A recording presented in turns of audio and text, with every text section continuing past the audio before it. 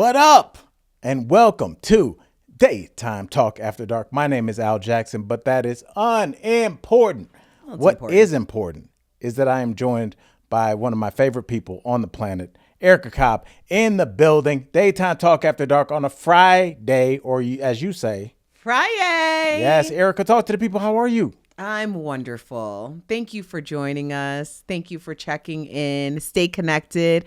We have some pretty big news coming in the next, let's say, week. So Ooh. definitely That's news to stay me. connected. All right. Well, you know it. That's why it's not news to you, but you know it so well that you feel like you've known it forever. We know that something's wrong with me, Erica. And I think all our night owls know. So it's no shock that I don't know the news that I definitely know. And you know that I know, but I don't know. So let's get to something I do know and something that I have observed, dare I say, throughout the years, Erica. Okay. This started when my daughter, who just graduated high school, shout out to Bree, my girl, so proud. Daddy loves you. She was on a club volleyball team, and for anybody that doesn't know what club volleyball is, that's volleyball that costs $2,000.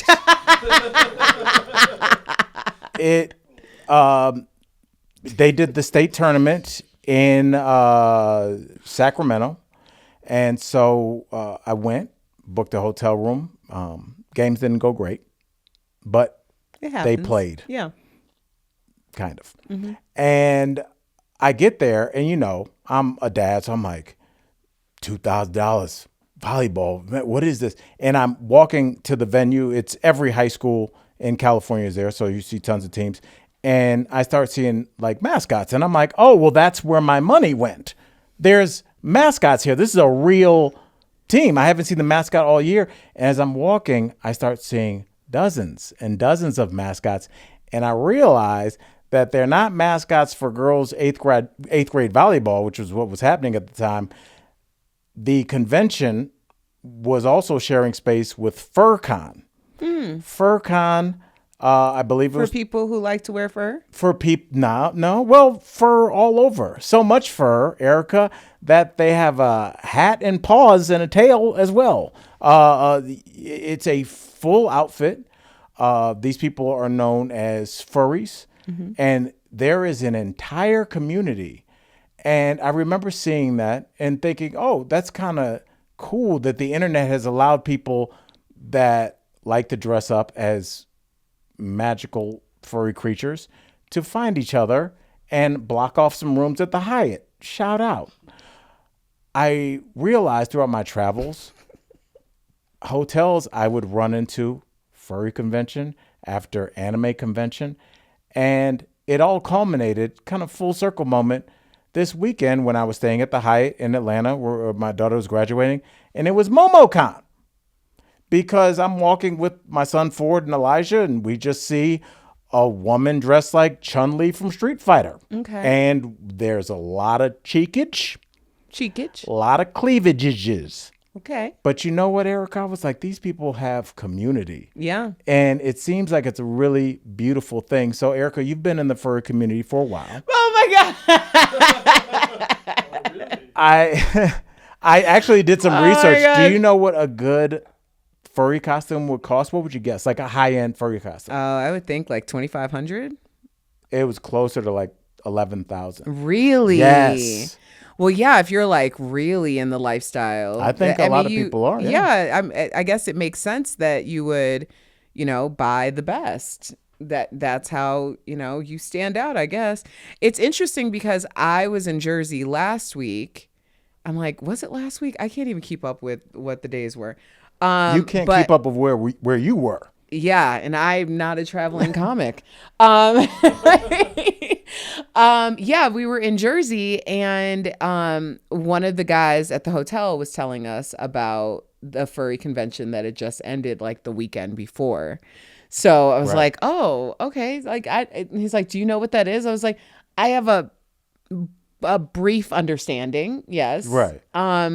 Is it supposed to be sexual in nature, or is it? I don't think it always is. I just think there's an element of that with anything. I'm sure if you went to Comic-Con, I mean, some of the female warriors are models. You know, they're attractive people. And if you think about like a lot of people's crushes, your first crush, She-Ra or Jessica Rabbit, or like it's weird that all these kind of fantasy creatures, people either embrace them and just want to look just like the kind of cartoon character, or they want to look like the sexy female warrior. Well, I mean, Halloween doesn't have to just be one day a year. Well, that's what I think other it ways is. of the spirit of Halloween. Yes, I think a lot of people, whether it's remove the anime FurCon from it, you know, they'll have like these sexy balls. I think that's the name of one of the conventions. But like they'll be like, you know, some kind of sex fest. I think a lot of people just want to dress up in leather a lot. And they don't want to wait till Halloween. Maybe they do. Shout out. Yeah, I'm just saying, like it's bless them for it. It's good that people have an outlet. I don't think people want to wear a polo button down every day. I think some people like wear my fishnets. I don't want to wear a polo button down any day. Yeah, so wear your fishnets. I guess I need fishnets because, you know, the opposite of polo button down is fishnets. It's one or the other, Erica. Yeah, I guess so. Yeah. So I just want to say that was a beautiful thing. And I've just seen it in every hotel. And it hit me as I was talking when I went to go see my son Elijah in his high school play of Newsies. Did I tell you about this? No. Erica, I went to LA. This must have been 6 weeks ago to go see my son he's a theater kid, 100%. And they were putting on a Newsies, the play. And I've been seeing these kids from freshman year up and, you know, to basically graduating. And the plays have gotten progressively better. Yeah. The last play was a little random. So I go to see Newsies. It was Erica. It was random. And I go to see Newsies and I'm like, oh, can't wait to see this. It was one of the best plays I've ever seen in my life. Really? Erica, I'm not saying that as a dad. Everybody in the theater was blown. The dads in the bathroom were like, what is this? There was a moving stage. Kids were doing the tandem cartwheel where like you wrap your arms around one person and you do. There were monologues. There was like a scene where like the two high school kids, they like profess their love, you know, they're from both sides of the track and then they both sang there and like tears were in my eye. When it ended, people leapt to their seats, it was one of the best plays I've ever seen in my entire life. I don't care that they were in high school. So yeah, but that weekend too, furries. Bringing it full circle, furries at the Hyatt. It all comes back to the furries at the Hyatt. That's gonna be the next. It's gonna be the name of a track on my next album.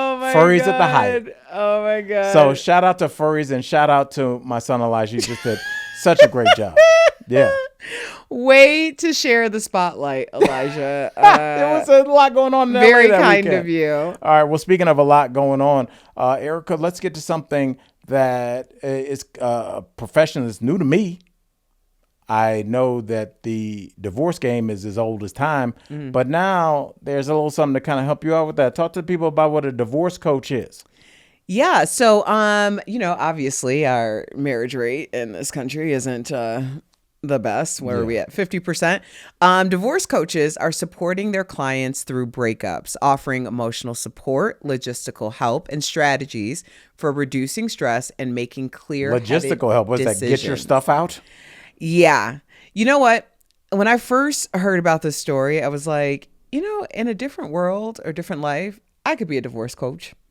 I think you'd be really good at that. For sure. You know what you would be good at? You wouldn't let whoever your client is to just feel like they are 100% in the right. Because I think that's when just getting a little bit of like, because I've been like, Erica, can you believe that? You'd be like, well, you were late. You know, like you'll hit me with something. I'm like, all right. And it just kind of, it takes a little bit of that victim mentality. It'd just be like, there were two people here. Right. If there's two people in a situation, there is never 100% fault in either direction. I'm just a very firm believer in that. I think that one person could be like more out of pocket than the other, but there's something that the other person is doing to contribute to whatever is going wrong in that relationship. Right. So I am like that with my friends and people who maybe aren't my friends anymore because they can't handle that type of, honesty. But I communicate that way because one, I don't know how else to communicate. Right. And if I'm not communicating that way with you, I don't really respect you. And the other thing is, I expect if I'm communicating that way with you, that you'll respond and communicate that way with me when I need to be level set. Like if you're someone who is important in my life and I respect you, I want to hear the truth because I respect you and I understand that you know me in a way that I feel comfortable hearing that from you. Now, do I sometimes do it and it's probably not an appropriate time? Sure. Like sometimes people don't necessarily want to hear the truth and you just have to be sensitive to that moment for them. Otherwise, you may not be able to be friends. But I could definitely do this on a professional level. I think, first of all, as a divorcee myself, who has since remarried, it's just two divorcees here. Yeah. It's so crazy. Like you look at a situation and so many situations when it comes to the dissolution of marriage are very common and cyclical. Like you're emotional as you should be because this is the end of something that you vowed in front of whoever was going to be the rest of your life. Everybody you care about. Maybe. And your God. Yeah, maybe. I'm saying some people, elope. Some people don't get married so I'm just saying like you made that commitment and you made that commitment thinking it was going to be the rest of your life. And regardless of how toxic or annoying or whatever the situation is, it's a grief process. But the truth is we act like we're the first to ever do it. Right. And you need somebody in your corner who is supporting you to say, I appreciate how you're feeling, take the time to grieve, but like we ride at dawn. And these are the things that you need to get done. Otherwise, you will pay tenfold. A lot of people, especially when they're going through a transition in such an intimate relationship as a marriage, they start to get very lost in the sauce because it's a ball of confusion during that time. Right. That's my picture frame. Right. It's silverware. Just a complete ball of confusion. But at the same time, there are certain things that are going to remain true.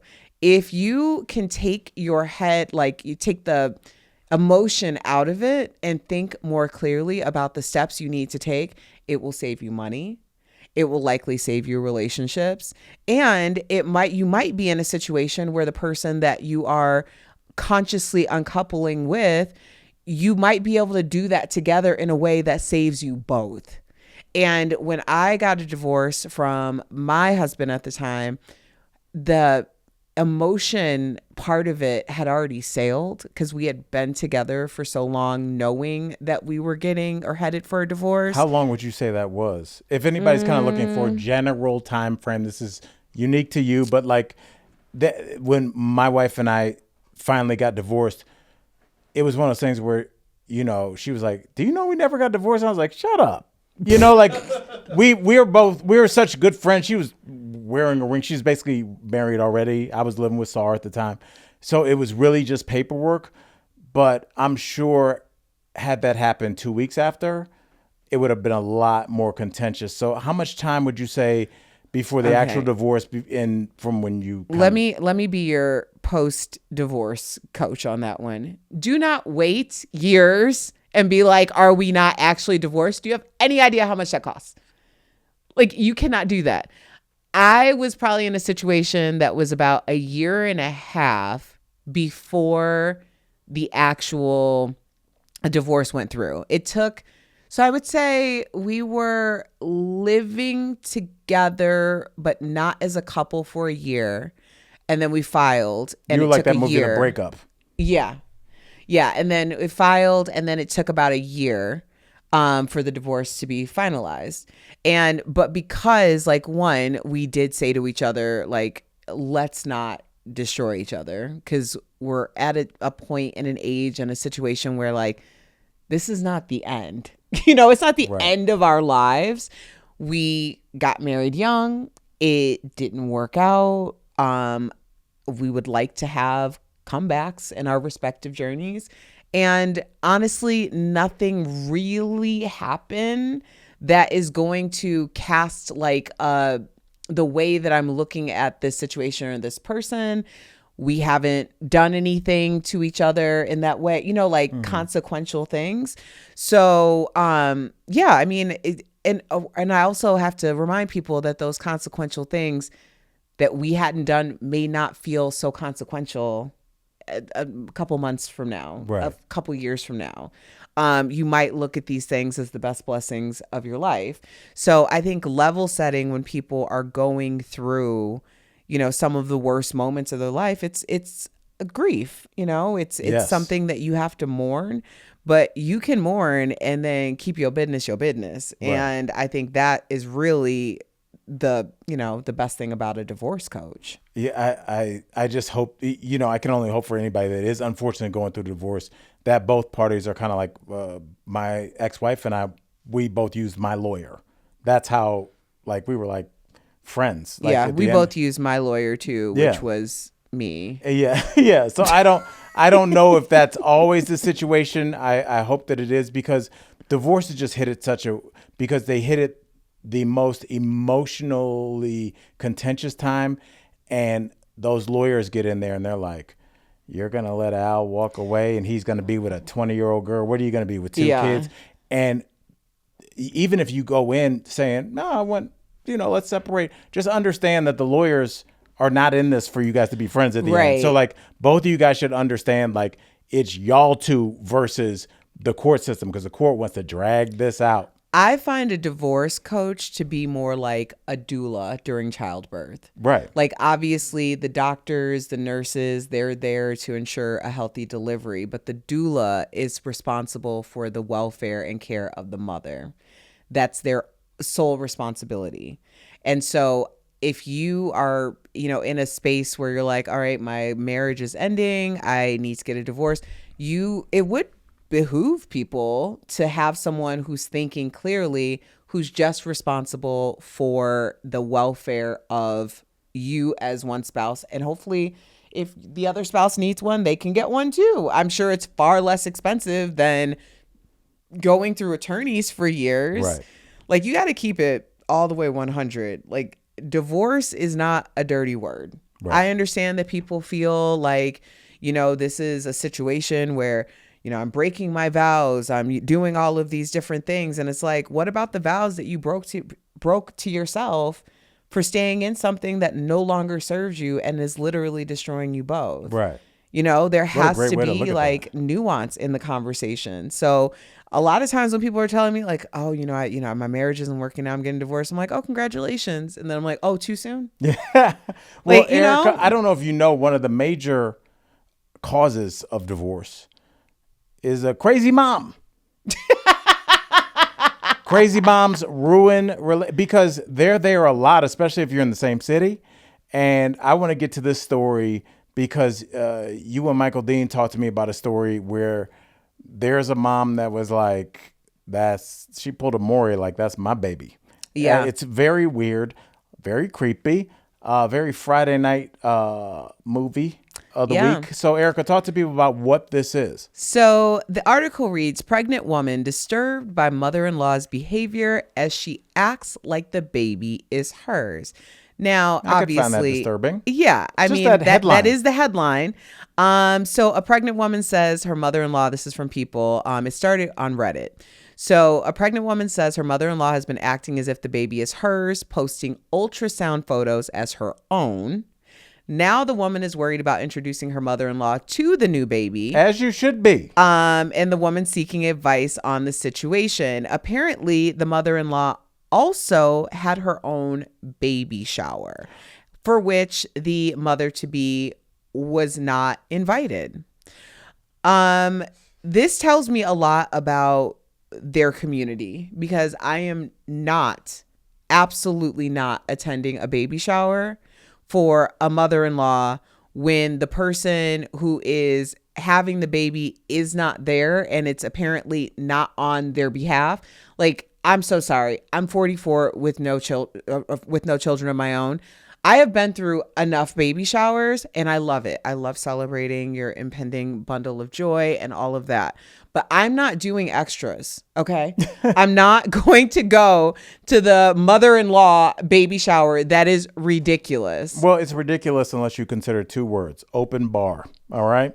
I don't care how open the bar is. I don't drink anymore, but if I did, if grandma's having, I'd be like, congrats. Nah. Where is the Kettle One? No. Erica, so let's say this was happening with you, obviously. Anthony's family, everybody's wonderful. But if this is going on, how much onus do you put on the husband to be like, you need to check your mom? All of it. You know, like, and I don't even think that this is a gender specific thing. When Anthony and I got married, my dad decided that he was going to give a speech. We did not know it was coming, but he gave a speech. How was it? It was, it was a speech. Okay. No, I mean, it was a good speech, but one of the points in his speech was, you know how my dad delivers things, kind of how I deliver things, apparently.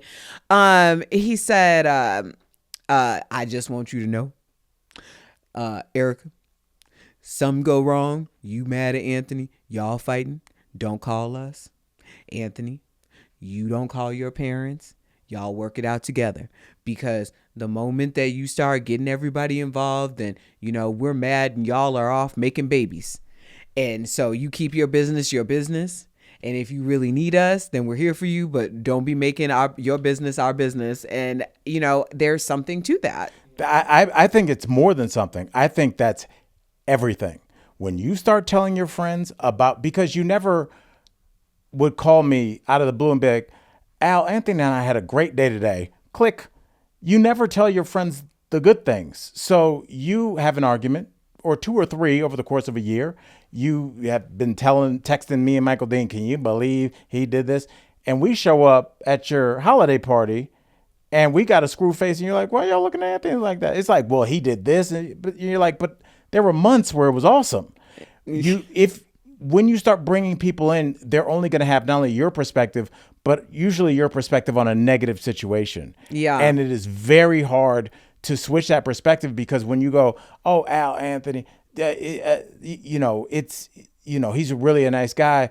I would be sitting there like, well, she's just saying that to cover for him, but he's really not treating our girl right. Once you frame your partner as an enemy to your friends, your loyalist friends weirdly will become your biggest enemies of your relationship. Yeah. So you need to be very careful when you do that, even though it's counterintuitive, because you're like, I'm struggling. I want to talk to somebody I trust that will keep it real with me. And unless you have like an Erica, like I have, where I could tell her about a situation and she would find probably fault in both situations and like be able to talk to me on that level, I would be very careful about involving anybody in your marriage. It just rarely works out. Yeah. Well, I think that is the whole covenant of marriage, that it's supposed to be just between the two of you. Yeah. But yeah, I think when you are, I think it's one thing, because obviously we all go through, ebbs and flows and, things happen. But when it's the prevailing storyline of your relationship. Guess what Anthony did now? Yeah. Guess what? You won't believe what Al did or didn't do for our anniversary. That becomes a theme. Every time there's nothing good that's ever happening, then that's when I'm like, hey, you might want to, I could be your divorce coach. But this isn't even about divorce. Our relationships. It's about this woman whose son apparently cannot step in to say to his mother, hey, this is wholly inappropriate, like in every way.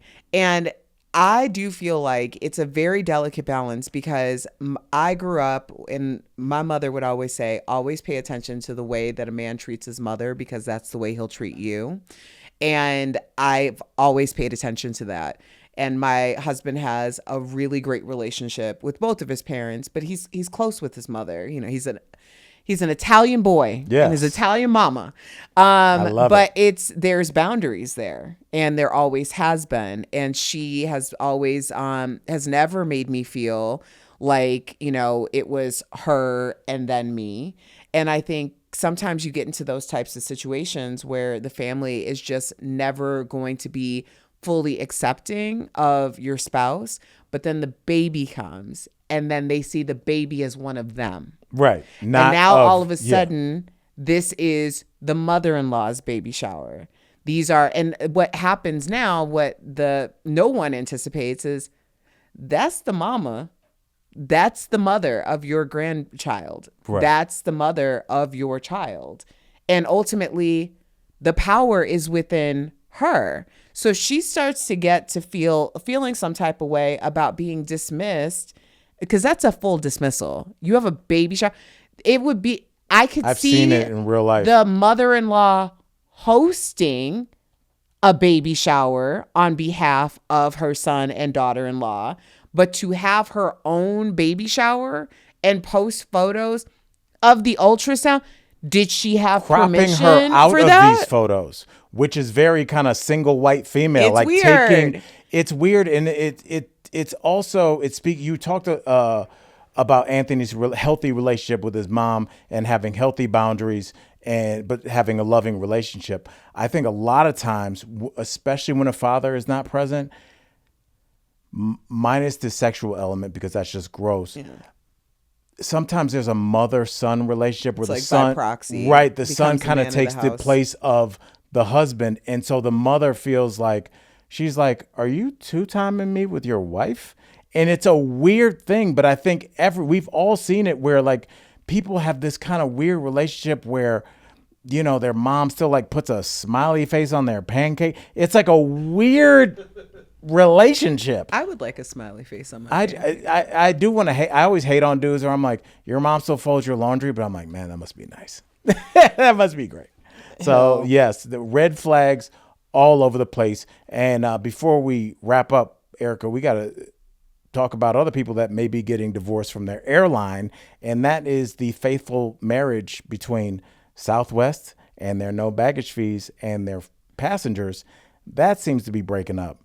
And we were talking to Michael Dean, our executive producer, before the show, and I think he speaks for a lot of people that he chose Southwest because of that. Right. That's how you separate yourself from the competition. So what do you think was behind Southwest's thinking with this? Revenue. It's revenue, but versus it's also the passengers they're going to lose. Because they're now in competition with other airlines. It's profits over people. I mean, what other way can you break that down? So on May 28th, this $35 baggage fee applies on flights booked May 28th or after. So you have like till you have today to get all of your trips, get all of your trips booked so you can avoid the baggage fees. My question is because I often travel and I travel a lot, but then I also travel with the team. So sometimes it comes down to, you know, if the airline that I use might be like crazy expensive, but I'm still going to use it because I have, you know, loyalty, and all of that.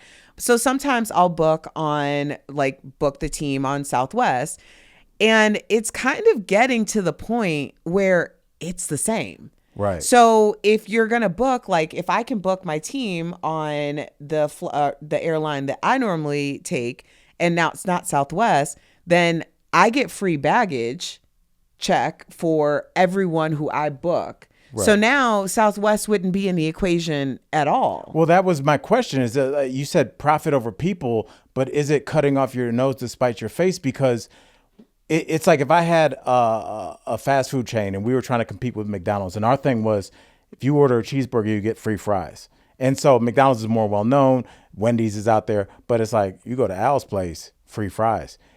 If my accountant goes, hey, if you start charging for fries, you can make this much money.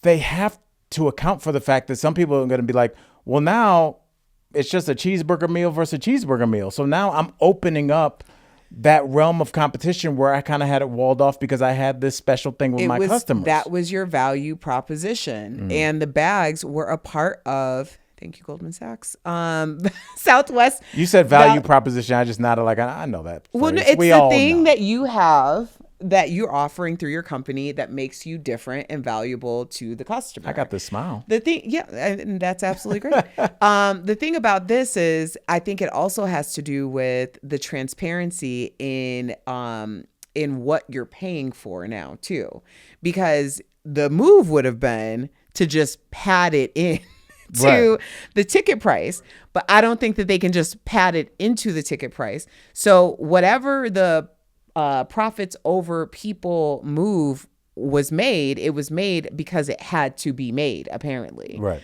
But it sucks because now you've completely dismantled a value proposition that's been there for forever. Did you learn it sucks at Forbes too? I did. Value is like, no, this Goldman is Sachs. profit and this is when it sucks. It's like, I understand that, that finally we're talking my language. Erica, as we wrap up, I do want to end on a personal note. My daughter graduated this weekend, and it was a big deal for me. And her grandmother pulled me aside and said something, and I hope this resonates with our night owls. My daughter's grandmother said from where we started, she's really proud of the incredible day that we had just had. And that's because when my daughter was first born, I was not really dating her mother. It was chaos. It was, who's this? What are we doing? What a baby? What? And from that chaos comes a tension that's from like not knowing where the other party's coming from, and everybody kind of moving with the, I don't know you. I don't know what y'all trying. And pretty quickly, we all realized that we were a bunch of folks that wanted the best for this young lady. And we all put all of our resources into giving her the best chance to have a great life. And her saying that to me really validated the work that was done on everybody's part to check your ego, because everybody's got a part in, like, who's this guy? Who's this girl? What do you, where's the baby? When you just put your little stuff aside and realize that there's something so much bigger and something that can be so much more beautiful than whatever little petty squabble that you're setting up to have, you can get the results that we got this weekend and the results that we get to continue to watch blossom. So I just want to say thank you, Grandma, for that. That meant the world to me. And I hope that our night owls realize that in a moment like that where there is potential tension, to just at least give the other party the benefit of the doubt that you're both in this for good reasons. Yeah. And people will come through for you more often than they won't. Yeah, I love that. That's a beautiful story and a great reminder. Bottle your petty. That's right. Put it up, put it in the shelf, put it under the sink, bottle your petty. And that's a good fortune. What was the term? Good profit value? Value proposition. That's what I said. Value proposition. That's not a value proposition. I'm going to just use it whenever. I'm gonna go to McDonald's right after this and be like $8.99. Be like, that's not a value proposition. They'll be like, sir, get out of line. I'll be like, you can't make me. It's not over my dead value proposition. Oh my God. You see what you've done? You've made a monster. Lord. Night owls, I appreciate you guys joining us. As always, we couldn't do this without you. So on behalf of Erica Cobb, Erica, really quickly, where can everybody find you? Oh, you can find me on at Erica Cobb on all platforms. And you can check out, if you go to my YouTube, I have the Forbes interview posted. So watch that, because I've been getting some little numbers on my YouTube. Come back with Erica Cobb. So hit me up over there too. All right. You really pulled that plug. You got it together at the end, because you started like we just started you in the shower or something. Well, because I also was trying not to either burp or hiccup. Oh, okay. That's we keep it 100. And you guys, how about you join me in Chicago the weekend of June 20th and at the Comedy Bar? Or if you're in Omaha, Nebraska, shout out, come see me at the Omaha Funny Bone, July 4th and 5th. I just booked it today, so I'm sorry if I'm a little off, but that's right. Check my Instagram, Al Jackson IG. That's Instagram, Al Jackson IG, for all my upcoming dates. And with that said, night owls, we love you. Bye. Hoot, hoot. You did it. I didn't. I just yelled it. Love y'all.